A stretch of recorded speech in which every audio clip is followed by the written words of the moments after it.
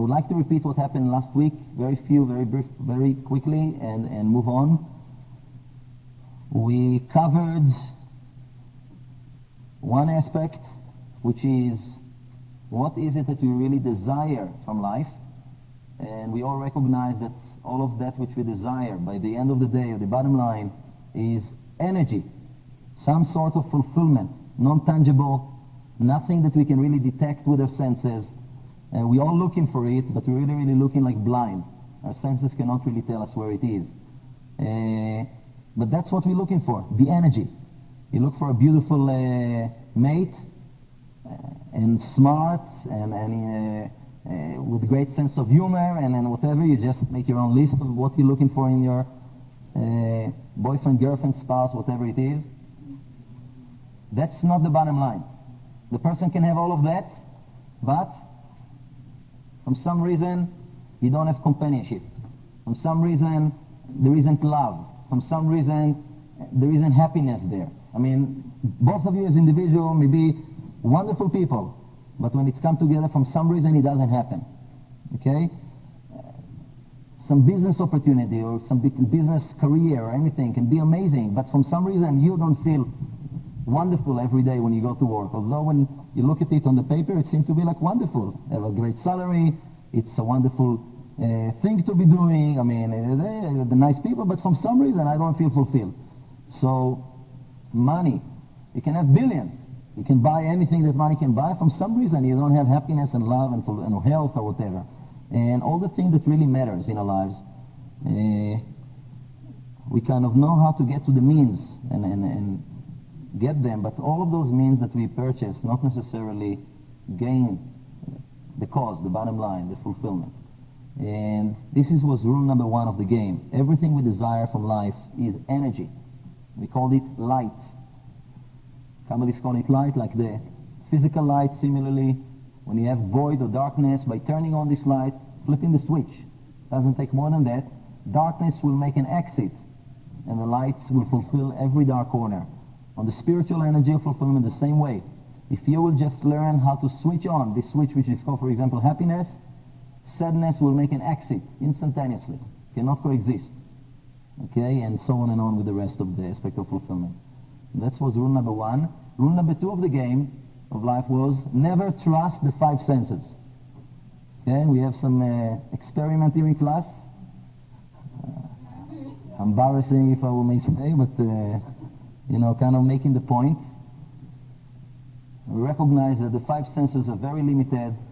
Scientists actually explain that an average person uses about 2 to 5% of his brain. It's not that he has 2 to 5% of a brain. Okay? There's a bad news and good news. Good news, you have it all. We have the 100% of the deal. Bad news, we only use, an average person, 2 to 5%. Everybody heard about Einstein? You know how much he used? 10. Big deal.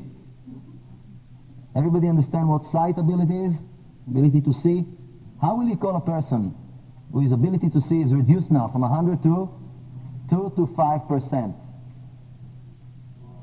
Blind. So how will you call a person his ability to use his brain? That's an average person, is 2 to 5%. I don't know if he is dumb, but it's really hard to control our lives, to make the right decision with all the good intentions, when the thing which we're supposed to think with and make a conclusion with and make our choices with is not operative. Close to 95% of it is not operative, but it's there. And the Kabbalists explain that we need to find a way to access that which we already have. We need to find a way to access. We have it, somehow we don't access it. We have to find a way, and that's what we'll realize and discover here throughout the classes. But rule number two of the game was, again, so far, don't dismiss the five senses. We will learn soon what's the importance and the purpose behind them. Okay, with all the limitation. There's a purpose for the fact that they're limiting us as well. But for sure, do not trust them as telling you 100% of the truth, because they're not. It's very easy to make a mistake by trusting your senses. Yes, and another announcement I forgot. Please take a moment and switch them off, or put them on vibration if you're a doctor or have some emergencies maybe. Let's put it on vibration.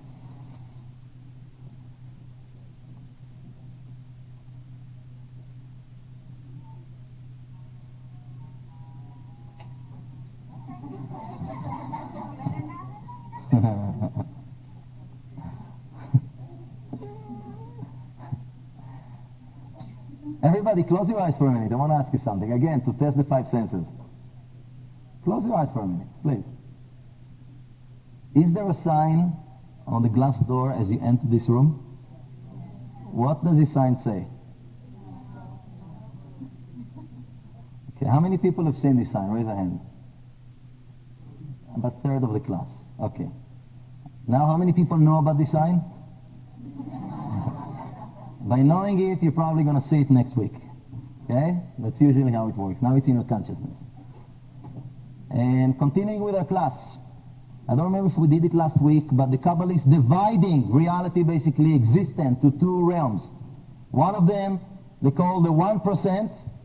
It's not really 1%, it's much less, but we're not going to make it complicated. We'll give you the credit, call it 1% of existence, of what really exists. Reality is what we are actually able to perceive and relate to. With the 2 to 5% of brain that we're actually using right now, with our five senses, with everything we have, we can actually perceive much less, but let's call it 1% of what reality is really about. Okay? And we discussed it last week. What about all the rest that's available, exists, but we kind of don't have access to it normally? We call it the 99% realm. You can make basically kind of cut or mark the paper in the middle, make two halves out of it, two columns, and right above one of them 1% realm and another one 99% realm, and let's start to put things there.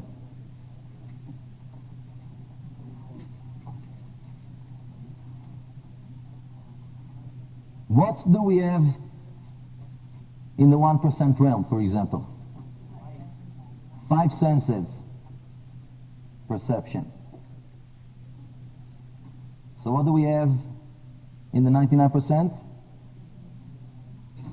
Everything which is beyond it. Part of it we detect sometimes with our intuition, absolutely, but probably there is much more. Otherwise we will not be in those classes, and intuition will just do it and that's it. But everything that our senses cannot detect is obviously in the 99%. In the 1% we have questions, plenty of them, yes? Where are all the answers for the question which we still have? In the 99%. And we need to find a way how to access it. By the way, merely asking the question is the first step of accessing. Awakening, it's called a desire. Okay? And unfortunately, I remember myself growing up, and I'm sure that everybody can relate to it, with lots of questions as a kid, and I will not say everybody, but majority of the people around me were suppressing my questions. As you know, this is a silly thing, stop asking it, that's the way it is, accept it, just because there are things that are not meant to be understood or whatever. Okay? Pardon me? Yeah, all of those things. That's the way it is, live with it, forget it. Don't make it complicated. And all of those people who kind of don't ask questions, they're losing all the answers and the solutions. Look at Newton, his so-called by others around maybe, stupid question. Remember? Why does the apple fall down? Why does the apple fall down? It's really a stupid question. Why does it fall down? Most people will tell him, even big scientists, what was their answer for it? That's the way it is. I know that's the way it is, but I still want to understand the cause, the reason behind it. Why it doesn't go up? Why it's not the other way around? I want to understand life. Maybe it will benefit me by understanding more my existence, my reality, this world, the laws, the cosmic laws. I will be able to master them in a better way, to work with them and not against them. And this understanding of the force of gravity, what did it lead to? The fact that if I want to see my mother today, I can take a flight and in a few hours can be in Israel. No? Without the question of Newton, it will never be, and so many other things. Okay, that's one thing. The question is the initiative step, basically, in order to access the 99%. Obviously, asking question is not good enough by itself. No? How many people asking themselves, what's the cure for cancer? There are many doctors around that working on it for many years. And what happened to the answer? Still in what we call the 99%. It's there, but Didn't come into revelation yet. So asking the question is not enough by itself. That's the beginning. Also in the 1% world we have problems. So what's happening in the 99% realm? The solutions are already there. Sickness, illness in the 1%. The 99%, cure, healing. Let's see if I will be able to pronounce it properly. Chaos! Where is it? 1%. The 99%? Order. And peace is absolutely go together with it. When there is order, everything is in order, you're in peace with it. 1% there is confusion.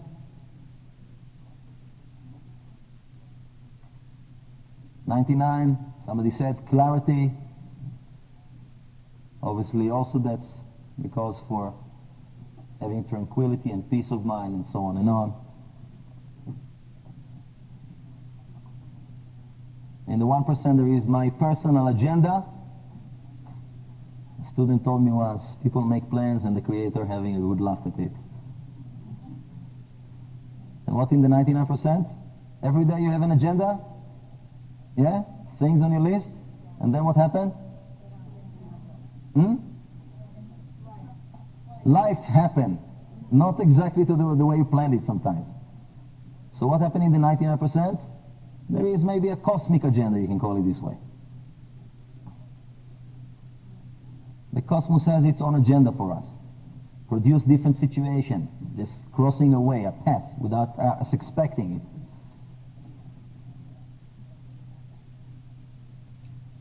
And so on and on. Let's leave it like this for now. Everybody get the picture. And we need to learn how to access, basically. We're living in the 1%. Everything that we don't have yet and we want is in the 99%. We need to learn how to access there. I would like to ask you a question. In the 1% realm, somebody has a leak in his ceiling. Okay? New York, winter time. Anybody ever lived in the East? Chicago, New York, Minnesota, I don't know. Minnesota, nothing leaks. Everything just froze. But freezes. It doesn't have the chance to leak even. But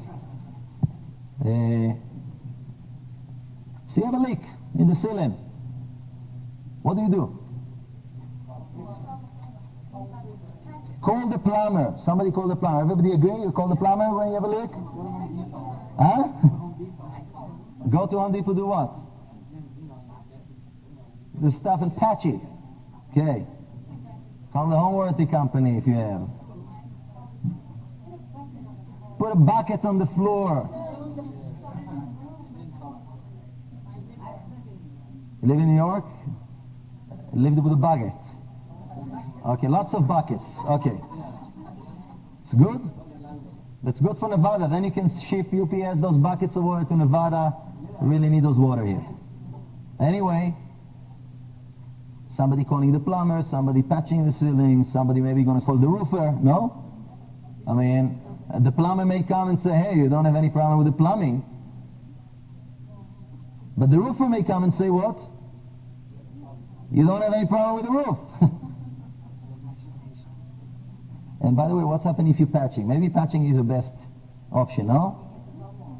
Oh, you already know about it.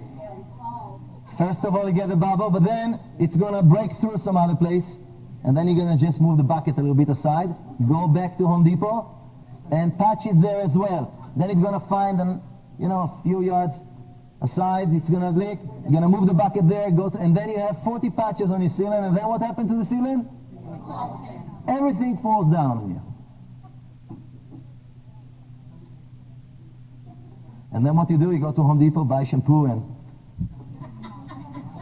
just put a sign on your front door, restroom, shower, whatever it is, and rainforest, absolutely. Buy some tropical plants and that's it. Don't forget about the ceiling. What is it that we really need to do? On the 1% level, what do we have? A leak. By the way, write down in your paper, the 99% is the place where we are affected. There are effects. The effect is there. We are experiencing the effect. But where is the cause? Cause is in the 99%. We're not aware of what's the cause. We have to look for it and hopefully access this knowledge. Causes will be in the 99%. So we are affected by a leak. But we have to ask ourselves, remember the first thing is a question, what is the cause? If somebody go around to Home Depot, call the plumber, call the roofer, that's not what you're supposed to do. Call the home warranty, absolutely. But they're wise enough to do what? To have somebody who will check for the cause, first of all, before they're calling people. Then they will realize who they need to call. Cause. Cause and effect is what life all about. For every effect there is a cause, and for every cause there is an effect, and it's a kind of snowball, or like the egg, the chicken and the egg, of cause and effect, and this effect causing something else, and it's like a domino thing. And if you don't fix the cause, if you just take care of the effect, what will happen? If you have a headache and you take an Advil, does it heal you? What does it do? Take care of the effect. Make it up. Mask. What happened to the headache? Gone. No, someday it's gone. But what is the headache? Is the headache the problem? The headache, you know what the headache is? It's like, the fire alarm. If you have a fire in the building, and the alarm goes off to tell you what, the alarm is not, now you don't even see the fire. You just have a headache already from the alarm. You shut down this alarm. Okay, shut it. Oh, now it's quiet to fix the problem. You can lock the place and go home, eh? But that's what we do when we take Advil for the headache and think that we're done with it. We need to ask ourselves, what's the cause for the headache? Sometimes it can be a simple thing. Your nutrition, you don't drink enough. It can be, maybe you're too stressful. But if you will not take care of the cause, you switch off the alarm, it will just become probably worse. And then the alarm will go off again. Then you switch, and one day you're going to find yourself dealing with a big problem already. The effect will grow bigger and bigger.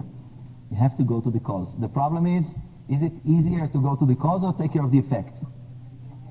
Quick fix, very easy.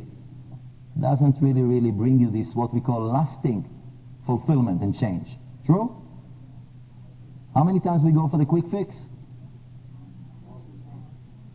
Most of the time. I will say all the time, you say all the time. I will give you the credit, at least most of the time people go for the quick fix, most people. Which is absolutely the wrong thing to do. If you want a timeout, go for the quick fix, just as a timeout, but then, remember, you have to take care of the cause.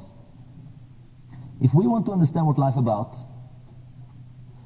we need basically to understand the cause for different things.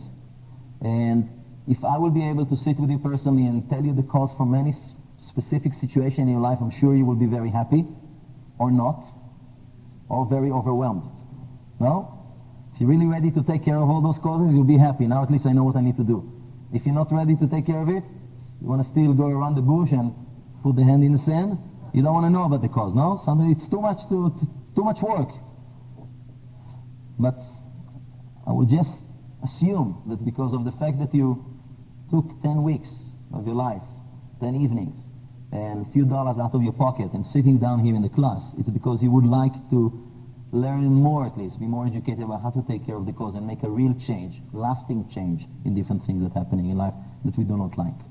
And Kabbalists explain, if you want to understand every simple part of a tree, how many leaves are in a tree?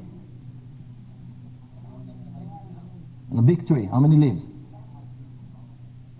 And it will be kind of hard even to relate to each and every one of them. Why? Because while you try to relate to each and every one of them, some grow and others, if you will try to take care of all the effects that are appearing in your life, you know what will happen? That's why people don't want to go. It's an illusion. Don't want to go. I don't want to hear about it. I don't want to take care of it. I want to put my hand in the sand and forget it. Have a drink or for a vacation. I don't know what. Go to the gym and exercise myself until I forget about whatever. Just don't. I don't want to deal with it. Why? Because if you make a list of all the small things that bothering an average person throughout one day even, you will fill a whole notebook. And if you want to talk about a lifetime, it's completely crazy. True? It's like the leaves on the tree, so many of them. But if you go to all of those leaves on the tree, if you want to go to the one place when you can take care of everything that will ever manifest in those leaves, where do you need to go to? Not even the roots? The seed. Everybody agree? Everything that the tree is about, already contained within the seed. You want to talk about a human being? All what this person, physically at least, is all about, where is it? The DNA. So you can go today to an embryo, and you can take a sample of the DNA. Possible today? And you can tell the parents what? He's not even born. I mean, even in the ultrasound, you don't even see any organs yet, okay? It's still in an undifferentiated state. The organs don't differentiate. It's still, I mean, just became conceived. You take a sample of the DNA. What can you tell? The sex. What else? Genetic defects. Eye colors, hair shape and color, height. Some things that you will need to wait 20 years to know, you can already tell. Absolutely. So many things, and how much more we don't even know. There is more concealed yet about it than what is revealed. But there are amazing things happening with this DNA research.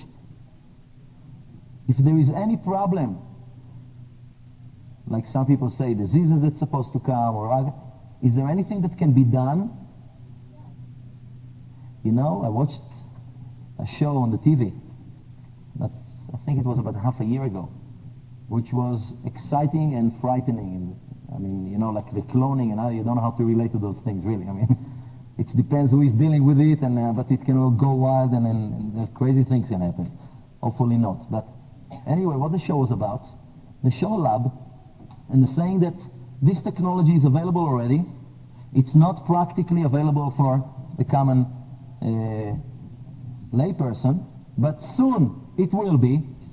Two parents, couple, they would like to have a child. You can go to this lab, they will take a DNA sample of the male and the female, put them into the computer will match them, and will give you statistically, you know, from the combination of those, the genes of the male and the genes of the female, you put them together, this is possibly the new DNA that will be created. You have 80% for this disease. You have 20% for some birth defect. You have 90% that this will be the intelligence of the individual. You have 80% that this will be his height, and then so on and on. Now, if you see something that you don't really like, what do you do in this lab? Change it. Is it possible? Everybody knows that you go, who is going grocery shopping sometime? You buy vegetables, you buy fruits. What do you buy? You buy the product of nature? Not anymore. Very rarely you can still find product of nature. Now it's the product of who? Of the Creator. Product of the Creator. You know who is the Creator? Us. We create a reality. To what extent we will understand by the end of this course. But there are people who take this and that and say, oh, let's change this DNA of the genes of this fruit or vegetable, and let's make it bigger. Or let's make it in different color. I mean, who heard about a yellow watermelon until a few years ago? Okay, how many colors are for the peppers, bell peppers? I remember that I grew them naturally. I grew up in a farm. Okay, it was a few good years ago. There was no genetic modifying yet, at least in Israel then. There were only two colors, red or green. Now, can have a whole variety. And if you would like, by the way, if you're some of those, you know, crazy rich people, you want your own thing, you're going to go to the lab and say, hey, I would like to have purple. I haven't seen purple yet out there. Maybe somebody has seen. I would like to see, yeah, purple bell peppers? Yeah? You see? I mean, how wild can you go? I'm trying to think. I mean, whatever. You want it silver. What about silver? Make it gold. What's the problem? For what? Hundreds of years? How? Look at all the different breeds of dogs.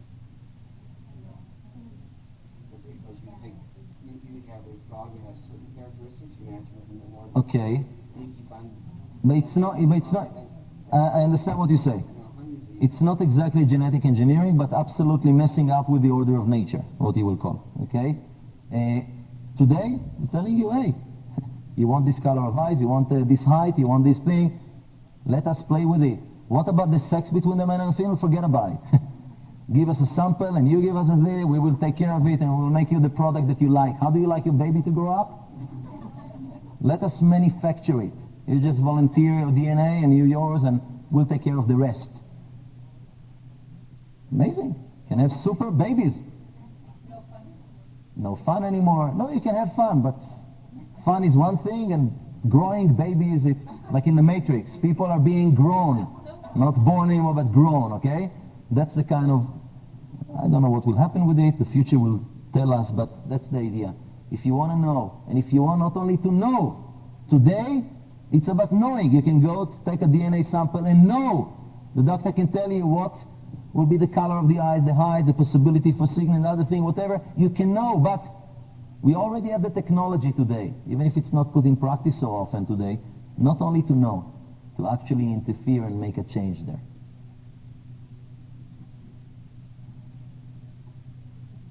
How many people here, no, don't raise a hand, how many people around don't wear the original color of the hair on their head? Adult people. Talk about adult, most of the kids today, no? They have this blonde kind of, how do they do, the oxygenated something. Oh yeah, used to have black, me too, now it's gray. Yeah, I didn't do anything for it, but it just happened. That's what the gentleman want to tell me. How many people actually kind of rejuvenating the color, playing with it, changing it? You don't need to raise a hand. Many people? Yeah. What do? You change the color of your hair? Do you change the color? Did you change the color of your hair when you dyed? You didn't change anything. You covered it. It's like a makeup. How do you know? Wait a week and see. And that's why you need to keep repeating, going to this hair salon or something and, you know, share your salary with them. If you want to keep the look. How will you change the color of your hair? Only by playing with the DNA. Only. Because as long as the DNA keep telling the cells to grow this way, they will keep growing that way. Now let's talk about creation. Everybody has what you call karma? Certain way that things are happening in your life? Yeah? Again, and again, and again, and again. How do you make a real change there?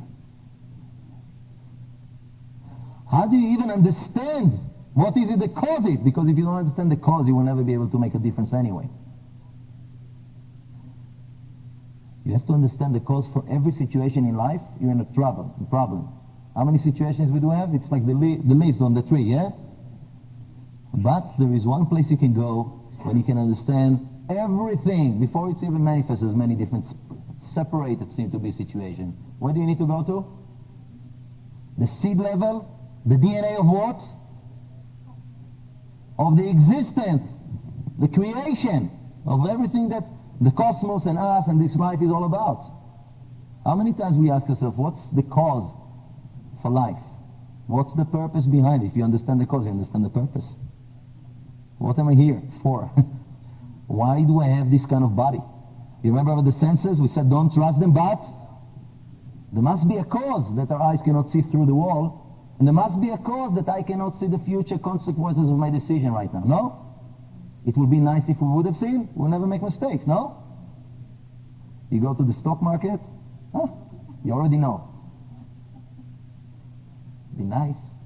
Be nice if you're the only one who can do it, yeah? Otherwise it's...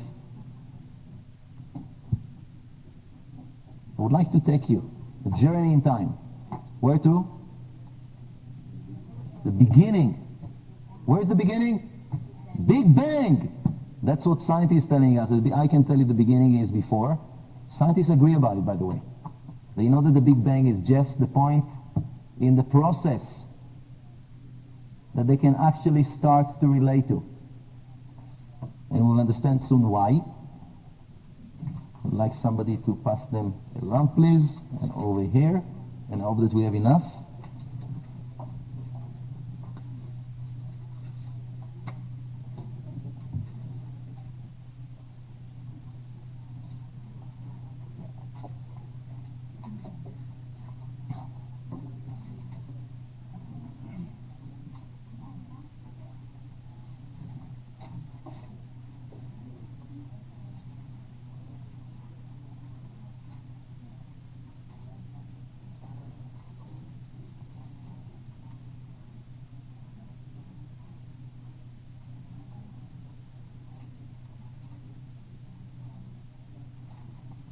Everybody has one?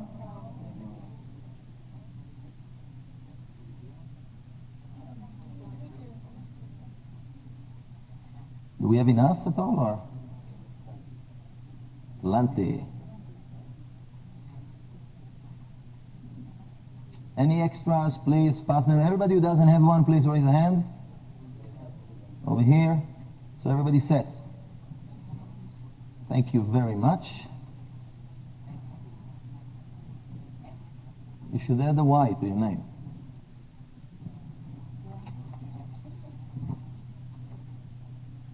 Thanks. All right. I would like to read it quickly as possible. We need really to move on. Scientific description from ABC television Nightline. Not from so many years ago. Okay? Approximately 15 billion years ago, forget about the time even frame, it's really irrelevant, but in some point, what happened? Before the universe came into existence, there was nothing. There was nothing. That's already a little bit confusing. There was or there wasn't? There was nothing. So what was there? Obviously, the scientists have a little bit difficulty to understand some things, but they know about them. It's like, you know, that scientists talking about quantum physics for a long time already, for a few good decades, about the ability to move through the wall. Do you know it? You know why? Why they know that it's possible? Everything supposed to enable it. You know why? Because when you look at the atomic level, the body is a bunch of atoms separated from each other, and the same thing with the wall. Why they cannot move through each other? But when Einstein was giving this lecture to his students in his lab, then he locked the lab after the class, and he went home, and he came home and he realized that he forgot the key to his house at the lab. What do you think he did? Moved through the door into his house, or he went back to the lab to take the key? So there are many things that scientists understand, and it's truthful. The only thing linked that is missed yet is how to make it practically manifested in our lives. And we'll understand soon this was nothing, we'll understand it soon. Actually, they're trying to explain it to us. What is this nothing? No time, no space. Is there anything we can really perceive? Not really, because we don't know anything with no time and no space. I mean, this is the kind of frame of consciousness we're constantly in. The universe began in a single point. This point was surrounded by another time that surprised me. So there was a point, it was surrounded with nothingness, it had no width, no depth, no length. This speck contained the whole of space-time and matter though. It had nothing of it, but it contained all of it. The point, by the way, does this describe to you something that you can relate to? Similar thing that you can relate to? No? How about the DNA? It has nothing of the physicality of the body. There are no physical legs in the DNA, eh? But, are there legs in the DNA? Absolutely yes. Potentially, it's there. And eyes and everything else. You take a cell of your small toe. Anybody can just read like this with his toes? Huh? You want to see what's behind you, just do like this with your leg. I mean, your toe will be able to tell you what's going on. Is it possible to see with the toe? But if you take a cell from the toe, today, even technology that we do have, can you grow eyes? It's there potentially. But the only place in the body it's manifested is here. Over there, something else manifested. But potentially it's all there, all over the place. No time, no space, no matter, no width, no length, but contained there. Just like the seed of a tree as well. That's what they're talking about. This point potentially contained everything of time, space, and matter. Physically is nothing of it yet. This point erupted into an explosion of unimaginable force, expanding at the speed of light like a bubble. This energy eventually cooled and coalesced into matter, stars, galaxies, planets, human beings, whatever, just name it. Mitsubishi.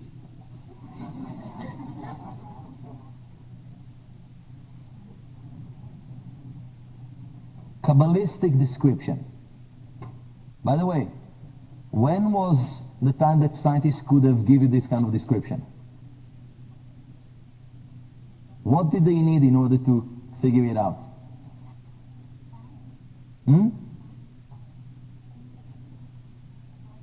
Telescopes. Telescopes from here were enough. Galileo invented the first telescope was almost 500 years ago or something like it. Was it enough? No. What did they need? Satellites. Radio telescope, but satellites as well. It's not even from here. They needed to send satellites to the space to measure all kind of things. For how long do we have this kind of equipment that actually give this information that we can base, scientists can build this, they still call it theory upon? Few decades? Few decades. Kabbalistic description. This text, word by word, is taken from a book of Kabbalah, not the Zohar, it's called the Aritz, those white books over here. Okay, the set of white books from one of them. This book was written when? In the 16th century, 500 years ago. By the way, we took it from there because that's the simplest, clear, and close to the scientific explanation. That it's clear for all of us, it's easy to relate to. There are Kabbalistic description of the same thing from thousands of years ago. They're telling the same thing. It just will be harder to the layperson here to relate to the language there and the way of explaining with no base. But this is very clear from 500 years ago still. No telescope, no satellites. The universe was created out of nothingness from a single point of light. This nothingness is called the endless. The endless was filled with infinite light. You remember what light is about? Kabbalah, energy of fulfillment.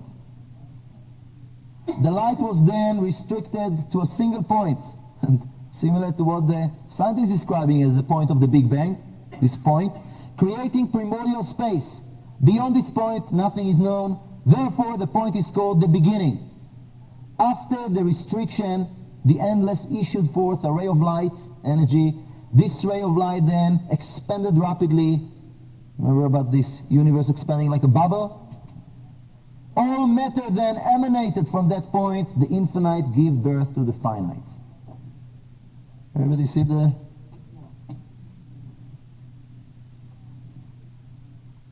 Without getting too much into this, I would like to go to the board and describe to you creation in a way that will explain you the DNA for life, the purpose, the cause behind things, what this creation is all about. Will give you the ability to relate to every moment and situation in life and understand better what it is all about. We will need to learn more how to deal with those moments, but I want to take care of understanding the seed level. So pay attention. It's really essential to really understand it properly. Kabbalists explain there is one thing in existence before creation of the world like we know, okay? Before this Big Bang, or described by the Kabbalist or the scientist. And what is it? Energy. And both Kabbalists and scientists agree about it. There was something there, but in a non-physical form, just energy.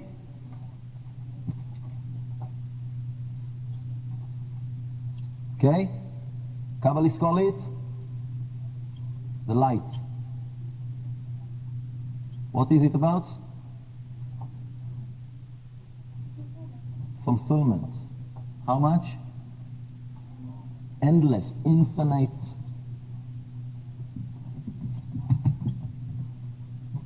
force of... Where's the double L?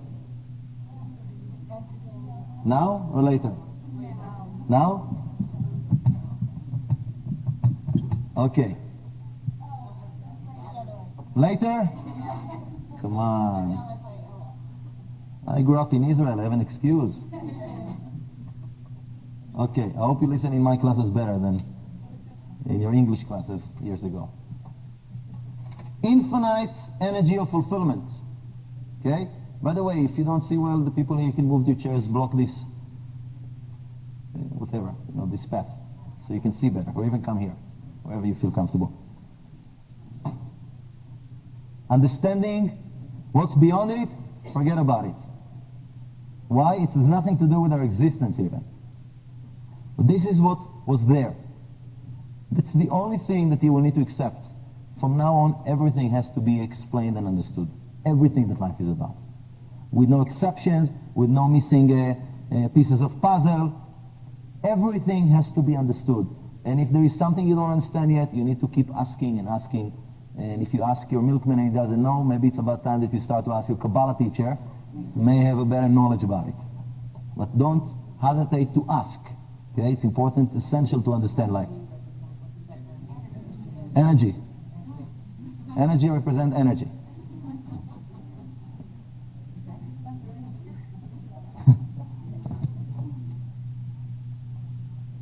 There is one and only one thing that was ever created, according to Kabbalah.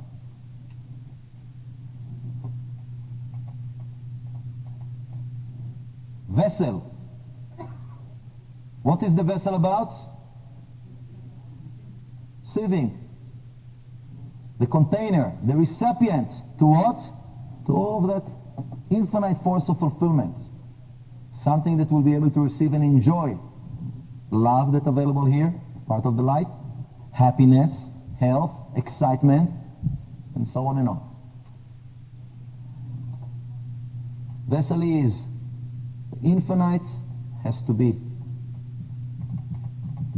In order to receive all of this, desire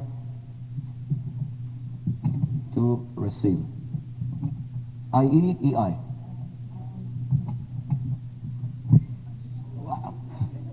What? Everybody said I-E, no? Oh, now you're really... Okay. Oh, you're gonna make me work hard.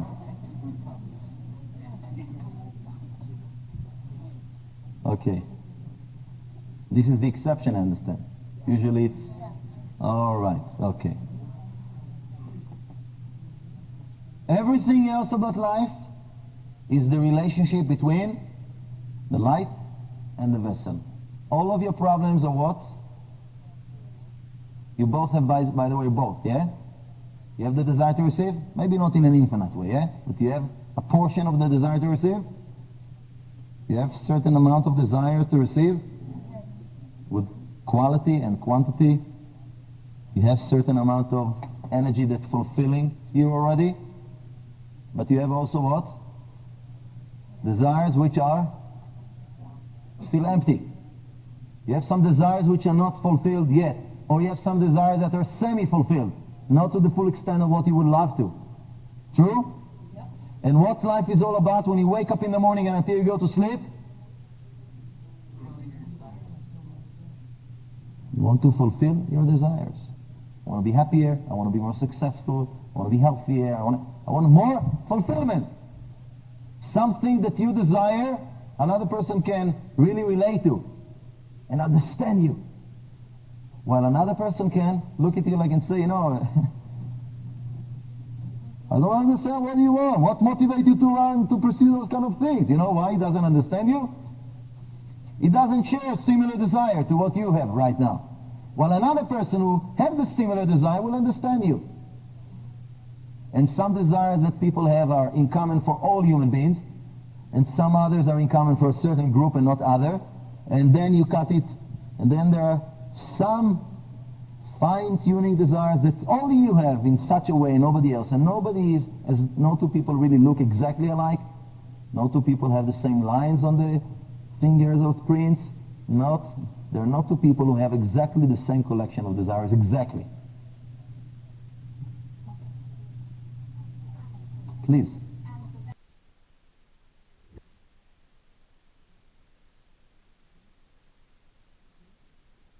Mm-hmm. He gave them, and they told him what he was bringing. So he said, just bring anything. Yeah, you still don't understand why matter and space and this. How did it come about, yeah? You know, take it.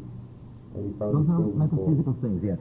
By the way, our desire to receive, is it a physical or metaphysical thing? Okay. And the fulfillment that we receive? And one time, So they're both metaphysical things. It has nothing to do with the physicality of life. In this stage, by the way, let me go exactly to where we are. You're kind of taking a step ahead already. And woman. Now we are in a reality. Woman. You know how this Both reality is have called? a lot of money. The endless. Time to give. He told him, who will your opinion that you will say? He told him, And all of this is before the Big Bang. Your empirical. Somebody has to be Yes. loyal to you. And, The reality after the creation of the vessel. By the way, what happened right after the creation of the vessel? There is infinite desire to receive the light and there is infinite light. What happened? The vessel is infinitely what? Fulfilled. Sounds perfect, no? This is what we always seek for and dream about, no? I would like to have infinite desire and be infinitely fulfilled in this kind of nirvana. Or, wow, I mean, absolute happiness, absolute success, absolute health, absolute peace of mind, absolute, when came the time, no void. people will And some people, by the way, I had a student once who told me, hey, but you have to have some bed. Otherwise you will not be able to enjoy the good. went this woman to the If shore. that's your way of relating to life, you will get some bed.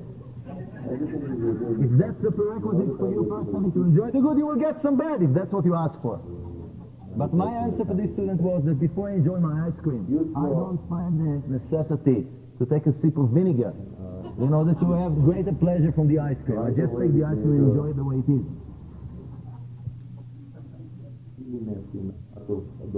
Infinite desire, infinitely fulfilled with the life. The reality, this existence is called the endless.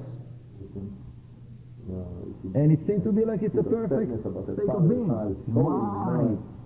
Why do we want to take it to that which we have right now? Boxes, full. Pain, suffering, problems. You want some fulfillment, does it come easy? You work so hard for it. How long does it take you to lose it? And if you work so hard and get something, is it enough? You got good relationship already, good love and companionship. That's it. If you retire, it's a hard work every morning again. You need to keep creating and maintaining it, creating it again, no? I went to the You watered the plant one time, it grew up, that's it? And You feed your dog once, you eat one time, that's it, enough. Yes. How do we call it? High maintenance? Life is a very high maintenance. Demand lots of hard work and effort. So what's the point is? For those moments of pleasure and satisfaction. While here, you have infinite pleasure and satisfaction and great whatever you want. You know it? Even think of sex. For how long can you have the pleasure? 4 hours. Something very elevated in the yard that people Amazing. By the way, and what happened after those 4 hours?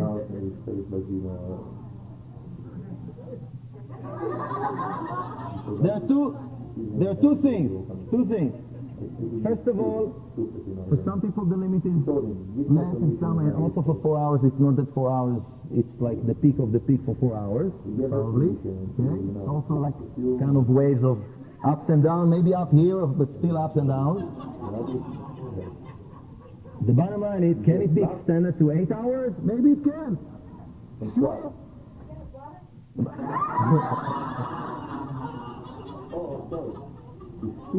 What's the bottom line is, it's still limited.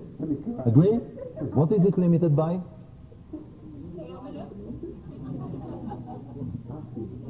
The light is still infinite, but what happened to the vessel? Eventually there is enough is enough. Yeah? For some people after 5 minutes, for some people after, like Al Bundy, no? From the series. You just hear the idea, you already need a reason to go out of home. But for some reason, 48 hours, I don't care, whatever, but eventually you cannot handle it anymore. Why? Because of the physicality, not because of anything else. So imagine yourself in the endless, no limitations. Wow! You don't need to ask for the brother. You need to ask how to get straight here. Okay? You can have everlasting, unbelievable pleasure and excitement and fulfillment for any kind of sort and form. What's wrong with it? Why are we here? Where is the physicality coming from? Where is it coming into the picture? And for what purpose? It seems to be like, there is a purpose. You know what happened here? What the light is about? The energy of fulfillment also has a consciousness. You know what this consciousness is called? Sharing. The nature of the light is to fulfill every void, to share itself with everything around. Spiritually, forget about the physical light. When you have happiness, happiness is fulfillment. When you are fulfilled with the force of happiness, this force doesn't just bring happiness, it's bring the consciousness of the light to you, which is called sharing. You feel more and more like sharing. As you're happier, you're more feeling like sharing. This consciousness gets stronger and stronger within you and push you to share. What happened when you're depressed? How much desire to share do you have now? None whatsoever. I don't want to speak to anybody even. And so on. You're in love. You want to share. You're patient. Everybody. You just broke up with somebody and your heart is broken. Huh? Everybody better stay away from you for a couple of days, no? This is the consciousness behind this force that we call the light. And it's always together, never separate from each other. Existence of the force means existence of this consciousness within us. What's the consciousness of the vessel? Opposite. Receiving.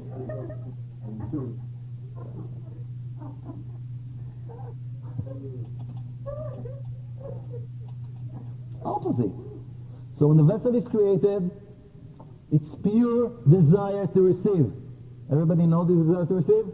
Me, myself, and I.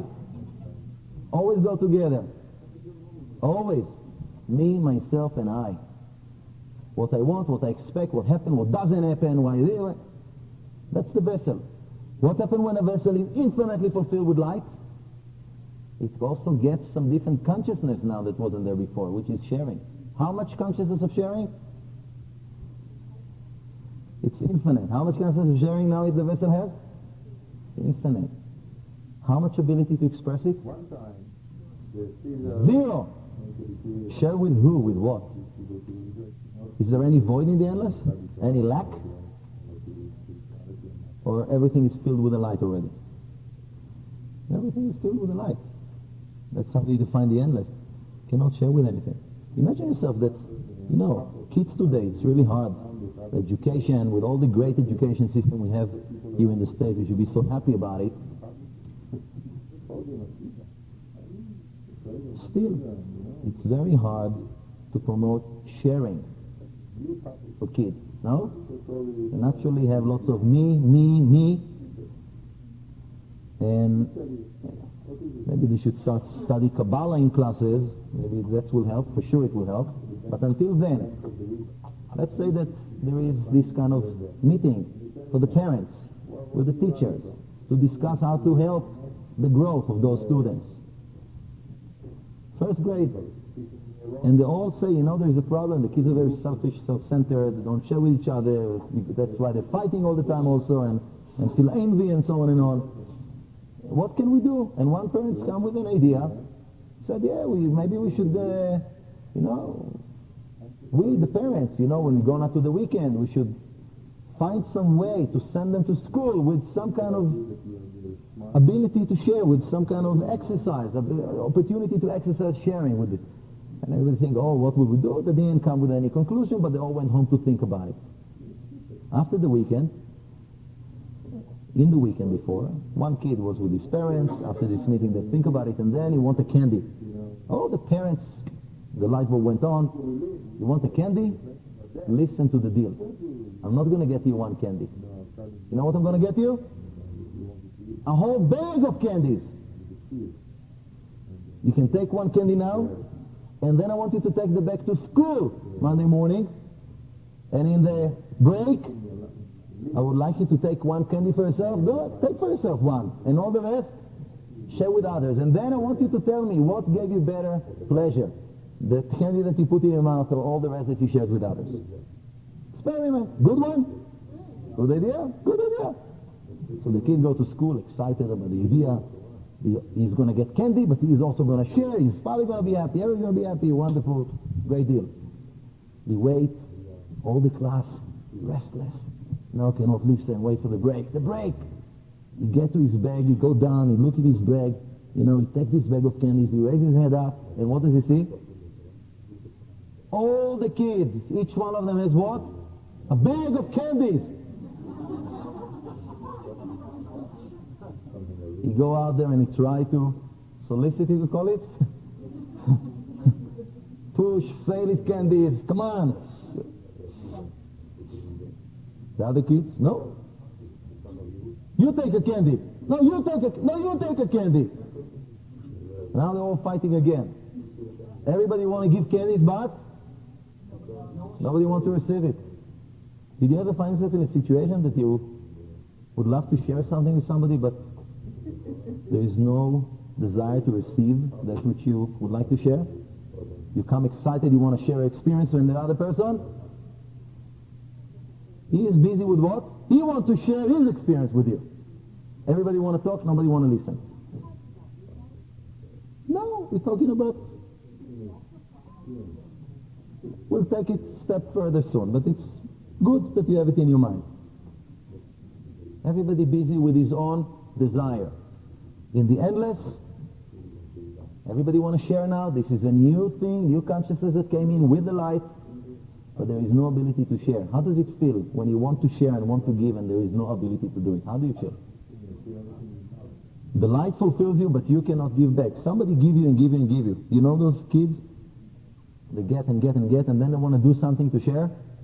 They want to help you to wash dishes, especially when it's a special dinner, when you take out the china, yeah? Then the 3-year-old kids, they want to help you with the dishes. They really want to help. Not to talk about that they're making the kitchen look like a swimming pool. And then, now it will be much harder work. It will take you triple the time to wash the dishes. Probably something's going to break down on the way. And you're going to have to clean the kitchen after it takes you more time. It's a hassle, no? But, do you have any choice? You don't want to screen around, you have to let them share. They have to share, they want to share. Did you ever was in a relationship that you felt what we call sometimes shocked of love, suffocated of the giving of the other person? Yeah? What it is all about? The person is obsessed with giving, but don't want to receive anything.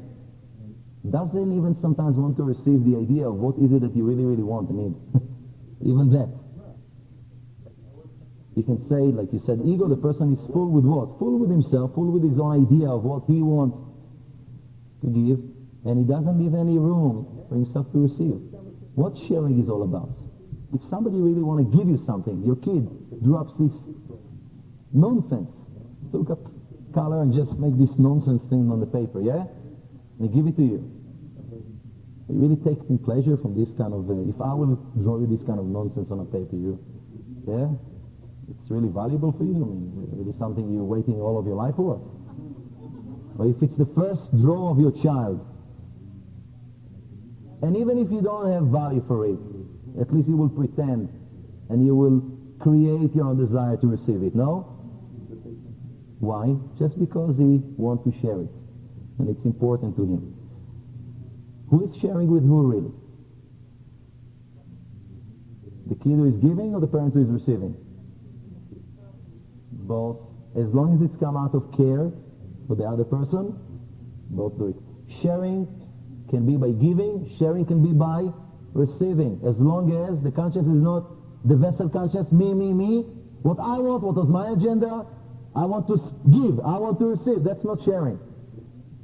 If on my agenda is how to support the other, he want to give, I will receive. He want to receive, I will give.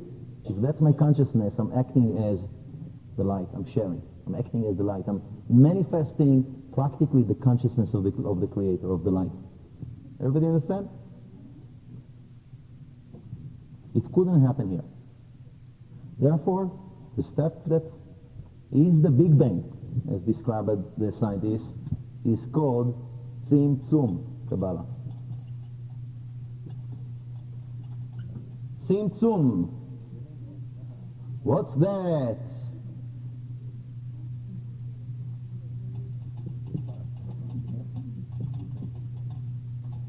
Restriction.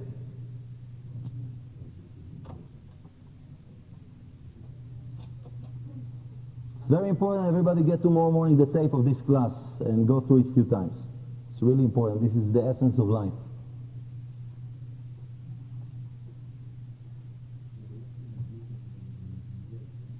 You know what is a tzimtzum restriction?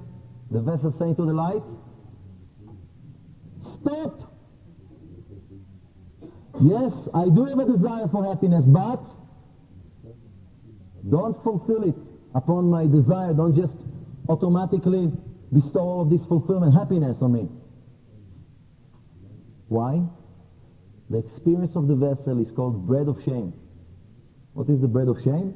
The feeling that somebody give and give and give and give, the light in this case, and as I get and get and get, I don't only get pleasure and fulfillment, I get more and more desire to share, but there's nothing I can do to pay back, to give back, to share back, to do something. Nothing I can do. This is bread of shame. If somebody give and give and give you and doesn't enable you to express back some sharing, for how long can it last? For a week or two you may be very excited, no? Wow. Somebody take you out, buy you things to you, do things to you, everything. No? Really treat you wonderful. I mean, wow, you really feel excited. But for how long can it last if this individual doesn't enable you to share and to do? To share and to do is not only to do physical things. To have an idea, to express something, to anything to share. For how long can it last? Huh? As long as for how long do you think you will want it to last? How will you feel? How will you feel? Somebody give and give and give. When somebody give you feel like giving back? Don't give you, yeah? But when you feel like giving back, what happened? Don't. And then he keeps giving you, and then you want to give back? No. For how long you will have a desire to stay in this relationship? That seems to be a dream for somebody. Of course you will not want. You will feel what we call bread of shame. You get things, feel shame. You didn't earn them. You don't feel entitled. You cannot enjoy them. You didn't do anything for it. You cannot express sharing as well. And this bread of shame brought the tzimtzum. The vessel saying, enough, I don't want to be in this relationship anymore. It's not good for me. What is it that I want? I want to enable to express also sharing and giving. I want to be able to express this aspect of the light which is now within me. To share, to give, to create. I want to do things. I want to create. I want to initiate. How many people you want to initiate things? To create, to do. The backseat driver syndrome. Everybody know it? Even when you're in the back seat, what is it that you want to do? You want to control where we go. You're my idea. I want to create the route. Our problem is not that we want to be lazy bums and do nothing. This is not really a problem. A problem is that we want to do everything. It's very hard for people actually to play in a team. Everybody want to be the star. Everybody want to do things. Everybody wants his ideas to be expressed and accepted. No? Why? Because this is the purpose and the origin of this creation. The physicality of it. How much of the light do we have now? Infinitely? Do we experience infinitely the light? No. And if we want something, we're not in the Elis anymore. It doesn't just happen. You want $1 million? No problem. What do you need to do? You have to share and do and create along the way in order for it to be there. You want love? What do you need to do? You have to create it by sharing it. You want happiness? You have to create it by sharing it. By expecting it to receive it, what will be the result? Disaster. Now what happened? There are two avenues. By the way, this restriction, one of the vehicles, a major vehicle, because the light is still infinite, nothing that really can be done about it. Our body, our five senses, what do? Conceal the light, enable us to receive 1%, what we call, and the rest of it is concealed, but it's not concealed as a punishment or that's the way it is. It's all available for us upon our own actions, our own sharing, our own creation of the revelation of that light within our lives, within our vessel. We have a desire for something good. Now, earn the revelation of it. You will need to do lots of sharing and creation in order to earn the revelation of something real enlightenment and fulfillment. It doesn't come automatically anymore. There are two avenues that a person can choose. Now that's where we are. We are here after the Tzimtzum.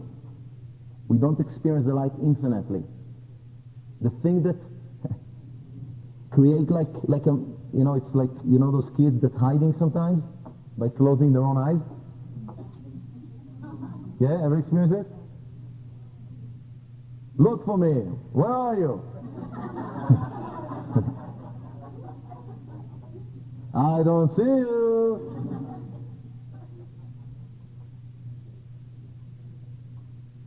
That's what our five senses, that's what the physicality of life, not only our five senses, physicality of life doing to us. Everybody is still here, the light is still here, I close my eyes, I'm in darkness. The solutions are here for all the problems? Are they? Yeah. But concealed from our senses and our perception. For how long they will stay concealed? Until we will, by sharing and giving and doing things that we'll understand more in the later classes, until we will do something that is the prerequisite for this light to become revealed. It doesn't come automatically upon our desire anymore like in the endless. There is a space and time that give us what? The opportunity to manifest something that we couldn't have in the endless. The nature of the creator, of the life force, the sharing and the giving. This is what the space and the time all about. How many of us using this time? How much time we have? Everybody has the same time, 24 hours a day? Yeah? Everybody thinks that he is the most busy individual in the world, I know, but everybody still have the same 24 hours. How much do you use this time? How much do you use the space? We all so obsessed sometimes with the goal, with the achieving this fulfillment that I'm completely missing the process. What's the process is all about? And sometimes because missing the process, if I'm achieving the goal, what happened? Disappointment. I achieved I got it, but I didn't get it. I got it on the physical level, but really the fulfillment, I didn't get it. Didn't get it. Why? Because I didn't use the process properly. What's the process is all? Why it takes time and space now and everything? Why? To give you the opportunity. The light will not be revealed there. For you to choose to express this life within you, this creative nature within you. So what will happen? You get married. They said that the best way to kill a good romancer is to get married, yeah? Why? You know why? Because before, how do you call it? Not courtyard. Courtship. Well, lots of the courtship are done in the courtyard. Courtship. What is it all about? What is it all about? So, but one thing only. Sharing. What sharing what? Sharing that which the other individual actually needs. And if you don't share what the other individual needs, you will get it in your face right away, no? You're not married yet. The guy go to the girl, try to share with her some lousy joke that completely is not, or some comment that completely is, what he will get? Of course he will get rejection. She's not his wife. Sometimes even after 20 years of marriage, he will get the same thing. But if they don't even know each other or have any established any relationship, what do you think to get? And if you want to try again, you will need to work harder on what? Recognizing what, first of all? What her needs are. How can you really share something of value with this individual? Oh, now you're talking. It's not the language, it's not the thing, it's not your expression. No, it's about, did you share something that this other individual feels fulfilled by? Now there is the beginning of relationship. Hey, you share with me something that really fulfilled me. Good, I like it. Now what happened? She needs to learn to share also later on some things that with you that you will feel fulfilled by, no? And that's what the courtship is all about. You have to find the ways.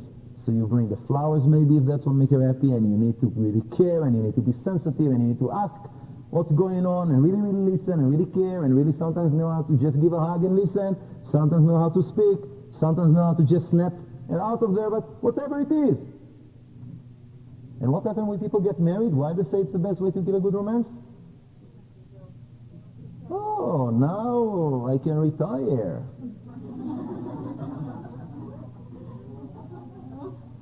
She said I do. I remember she said it.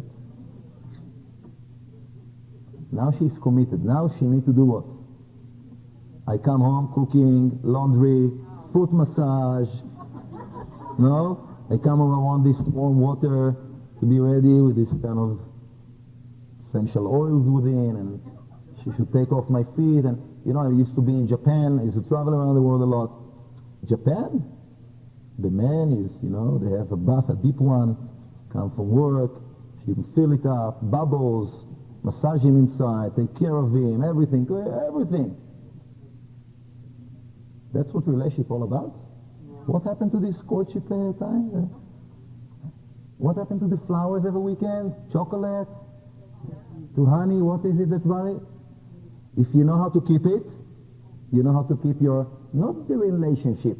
Let's say that you don't get divorced. So what? The excitement, the fulfillment, the love is gone. If you don't use the opportunity all the time through not only man and woman, through any relationship, any interaction with the other driver on the road, he's upset, he cut you, so what? Is it an opportunity to share some good energy with him? Is it? What do you think? Does he need it or not? He's really stressed out. Yeah, does he need some good energy? Here is your opportunity. Share. If you will choose, somebody cut you, you will not give him the finger. You will actually smile to the person and slow down and give him way and wish him a wonderful day. What will happen? Huh? You have to go and cut him off. That's if you're busy with what consciousness? The vessel, not the light. I demand to be treated right on the road, and if he doesn't give it, I'm going to educate him right now. No? Actually, I'm going to give him the whole 10 weeks serious of education. I'm going to take his license. I have a friend in the police. I'm going to check out for his other. I'm going to wait for me. Some people really take it further, yeah? Give him the whole retreat. But let's say that you will restrict it. And you will say, hey, I have a choice now. I can choose after this to relate to one of the two aspects of who I am. One is the desire to receive, and one is sharing. One is the vessel, one is the light.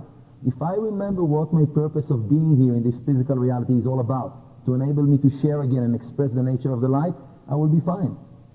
And by the way, if I will slow down and let him go and smile to him and wish him a wonderful day, how will I feel? Forget about the other guy. I will have more light. So I did something right because I gained the revelation of who I am, more light to be revealed. How will I feel if I will cut him back? Maybe I'll feel some kind of satisfaction for the moment. But the bottom line, it will make me a more stressful person. The people who do those things, they have real happiness, real peace of mind, no. The people who fight with their spouse all the time at home about who, like, everybody come with me. They're happy, they have an amazing love and companionship there. Not really. The people who come, honey, I'm here to share. both of them coming with this consciousness, both of them will achieve the revelation of the light. You go to the road, come home, you go to work, you go to this. Who do you usually go to? You like to be around the people? Natural, normally. Most people, and this is the wrong thing, you like to be around the people you receive lots of good energy from, no? You enter work, you're going to go and say hi and chat for a few minutes with a person who what? Who give you always good energy.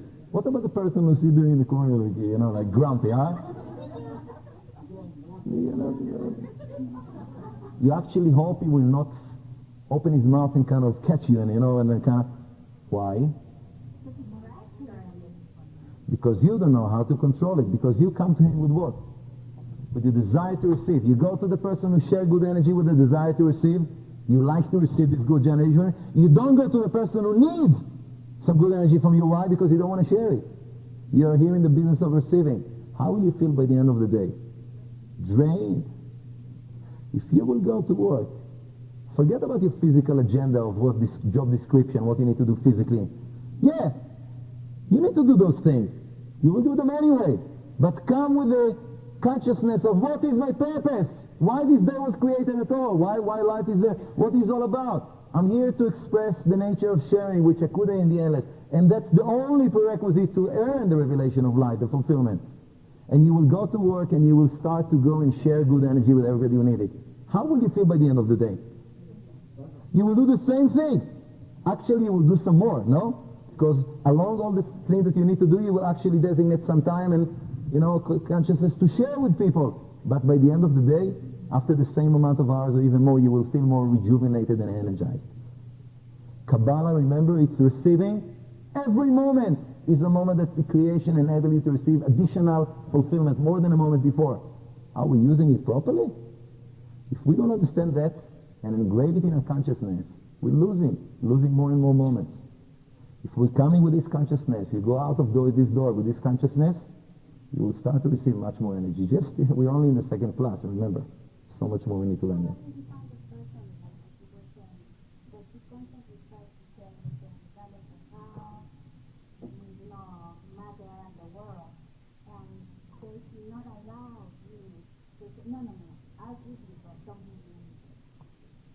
You want to know how to share in a good way with different situations? We'll have to discuss it. We still have 8 classes. But do you understand the principle? I'm not saying that every situation will be clear to you how to share in the best way. Sometimes the way to share is to say no. Sometimes the way to share good with other people is to say no. No? Somebody wants something which is really bad for him. Do you want to enable him something that is destroying you, or you want to say no and maybe give him some help to get out of there? So, what is real sharing? Okay? The child want to eat only sweets, candies. One parent say, oh, take it, because the other parent say no. Who is the parent really sharing with the child? The one who say no. The other one, why does he say, oh, take it? Because he's thinking of himself. That's what's convenient to him now. The child wants to run to him and hug him, and give him. But that's not the right thing to be shitty. Okay, so how to share in this, and by the way, you have a whole lifetime in order to realize how to do it in a better and better way. And we have more. By the way, we have a relationship course, okay, that I recommend everybody to take as well. After this course, I don't remember when it starts exactly. It's all about how to basically bring yourself to a place when you can be a lighthouse, a beacon of light. When you can share not only with every situation, you can express the creator nature, share in the right way, not let those people who are like vacuums, okay, that drain you, really, really help them out of there instead of let your energy go away, and so on. It's an amazing course, but we'll understand also some of it throughout this one. 2 avenues, we have to finish the class for tonight. One of them is called the desire to receive for the self alone.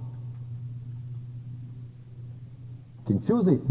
And this is where the freedom of choice comes into action here. And we'll talk about it next week, what it is all about and why. Because you can still choose to be self-centered and be busy with what you expect and you want. Will it bring true fulfillment? Absolutely not. What is the other avenue? By the way, remember, we are still really, really the vessel, remember? So it's still the desire to receive.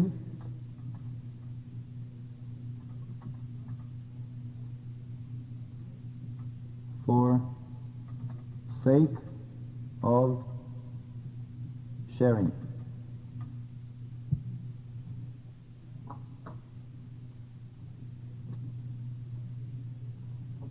What does it mean? You remember I'm coming into the office? Yeah? These guys really have nice energy, always giving something. I want to go there. Why do I want to go there? Desire to receive for self alone. The other guy is not so happy, he needs some good energy. I don't feel like it. I don't feel like it. I don't have what? Patience for him, okay? Or I don't feel that I have enough energy now to give. No? The fact that I don't have enough patience or enough energy doesn't mean anything. It means that it's not expressed within me. Listen to it in the text a few times. It's important. All the infinite lights already exist potentially, the seed level within me. How much patience do I have potentially within me? Infinite. How much love and desire? Infinite. How much is it revealed? How much is the errand to experience? As much as the errand by sharing. Now, the person needs some good energy. It can be a stranger, it can be a family member, it can be a loved one. He needs something to be shared with him. I don't feel that I have that which the person needs, or I have that which it takes in order to share. Does it make any difference that I don't feel that I have it yet? I need to ask for it. Ask for it, why? I need to ask to receive it for the sake of sharing. And you know what happens when you ask to receive something for the sake of sharing? You need to make the first step blindly. Everybody see Indiana Jones, the pursuit for the Holy Grail or whatever it was? You remember this? You remember this bridge? This unexistent bridge? You have to put your foot where? In the void. And only when you put your foot on the void, what happened? Bridge is there. But that's the essence of the freedom of choice. Otherwise, it's not freedom of choice. Freedom of choice saying that even when you don't feel that you have it, when you go out to do it for the sake of sharing, the life force of the Creator will become ignited within you and will provide that which is needed. When? When you will make the step. Okay? Even when you don't see how it will happen. Everybody understand what I'm saying? Ever experienced it? Ever tried it? Did it work? Oh, there is a new person. I'm shy. I don't feel like talking to new people. But I can see that he is very lonely and embarrassed. I know nobody hosting really. But I'm shy. It's not in my nature. But I can sense his need for somebody to come and give him some good energy and introduce him to people. But I'm shy. So, it's a battlefield of two consciousnesses. One is to share that which I recognize already that is needed. And the other one is what's convenient to my selfish desires. Be comfortable in my shy whatever being or whatever, okay? I need to choose. Let's say that I choose to go to him. Maybe I'm like this, no? What will I say? I will start stuttering probably and this. But if I decided to do it for the right purpose, because I really care, that's what channeling is all about. The right words will come, the right energy will come, something will come to me. Okay? Will it come easy at the beginning? No. As much as you will do it more and more, will come easier and easier until it will become your nature. Your nature will really become with affinity to the life force of the Creator, only about sharing. Everything will flow, therefore, in your life naturally. You will not have blockages anymore. Okay? We will grow together to this place. We have to finish the class. What is it? To announce again, remind you, the tapes for this class will be available tomorrow morning. For the previous class, if you don't have them yet, available already. And Saturday night, make your registration. We're going to control the month of Gemini. Thank you very much. Have a wonderful week. And you know your homework. Exercise what was learned here.